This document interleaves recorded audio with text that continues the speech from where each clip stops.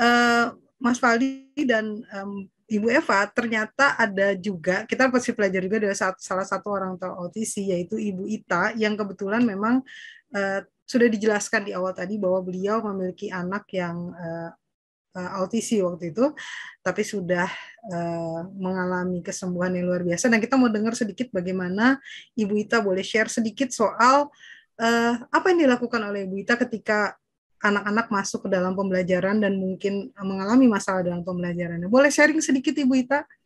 Ya, boleh. Terima kasih banyak Ibu. Iya, silakan Ibu Ita. Ya, saya ingin menanggapi sedikit dari pertanyaan Ibu Ikna Fahin ya. Yang pertama tentang apa yang dilakukan oleh orang tua ketika anak merasa tidak sanggup sekolah atau merasa lelah di sekolahnya. Jadi begini ya, Ibu Ikna dan para orang tua lainnya. Dengan menggunakan metode Smart ABA, kita, para terapis, dan kemudian anak, itu akan menjalani dosis terapi sesuai dengan usianya. Dan minimal adalah 40 jam per minggu untuk anak yang usianya belum 3 tahun. Jadi bisa dibayangkan ya, belum 3 tahun saja usianya, dosis terapinya adalah 40 jam per minggu. Itu udah sama dengan seperti jam kerjanya kita, orang dewasa. Gitu. Nah, ketika usianya lebih dari 3 tahun, otomatis dosis jam terapinya itu akan lebih tinggi lagi. Pada anak usia yang 5 tahun, itu bisa 60 sampai 70 jam per minggu. Gitu. Senin sampai hari Ahad. Gitu ya. Nah, jadi mereka ini sudah terlatih 1 sampai 2 tahun untuk menjalani hari demi hari sesi belajar yang intensif. Gitu.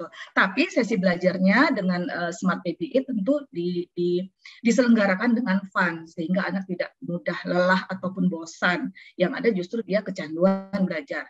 Nah, alhamdulillah sehingga ketika dia sudah menyelesaikan sekitar 80 sampai 90% program terapinya dan kemudian kita nyatakan siap untuk masuk ke sekolah reguler.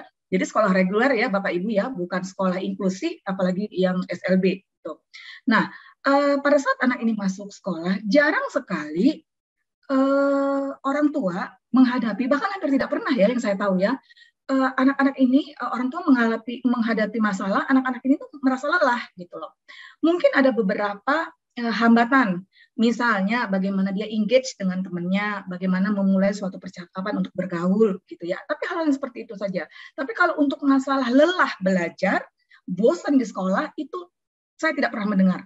Saya tidak pernah merasakannya pada Fahri dulu, dan untuk anak-anak lain juga yang baik di Kitabah maupun di sini ya di anak cemerlang, saya belum pernah mendengarnya. Yang ada mereka ya senang belajarnya gitu. Bahkan pada anak-anak lain yang kurikulum terapinya sudah semakin sedikit, itu bukan hanya sekolah, mereka tambah lagi dengan les-les lainnya yang mereka suka. Gitu. Ada yang nambah les dengan kumon dan lain-lain lah sebagainya. Gitu. Nah, mungkin itu yang bisa saya tambahkan. Kemudian terkait dengan sedikit ini tentang usia berapa anak mulai merasa ada tanggung jawab ya. Sebenarnya anak ini sudah mulai merasa ada tanggung jawab ketika kognitifnya sudah mulai membaik. Gitu. Jadi ketika dia sudah mulai membaik kognitifnya, pada saat itu tanggung jawabnya juga sudah langsung ada. Gitu. Dan itu terlatihnya dari sesi-sesi terapi ABA.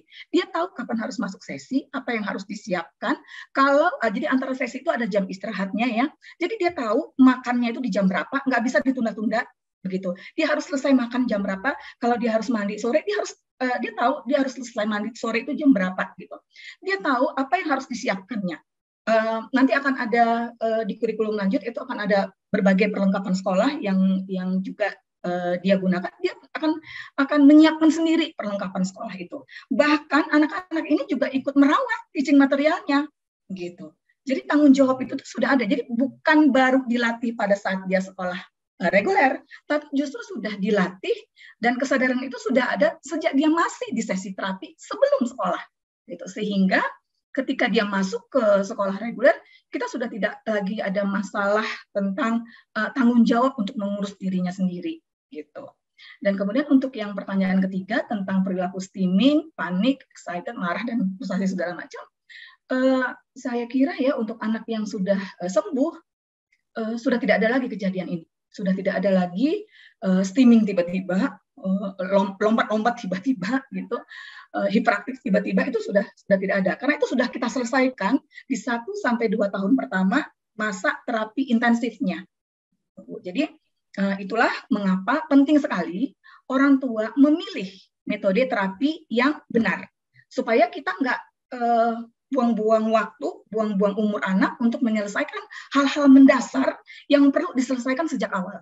Begitu. Mungkin itu saja barangkali tambahan saya, Bu Rini dan Bu Eva. Terima kasih banyak untuk kesempatannya. Ya, terima kasih Bu Ita. Jadi saya highlight penting sekali untuk orang tua memilih terapi yang tepat untuk anaknya. Karena ini kita nggak membuang waktu, ya, kita nggak membuang effort, tapi kita melakukan secara efisien dan efektif. Ya, terima kasih Bu Ita atas sharingnya.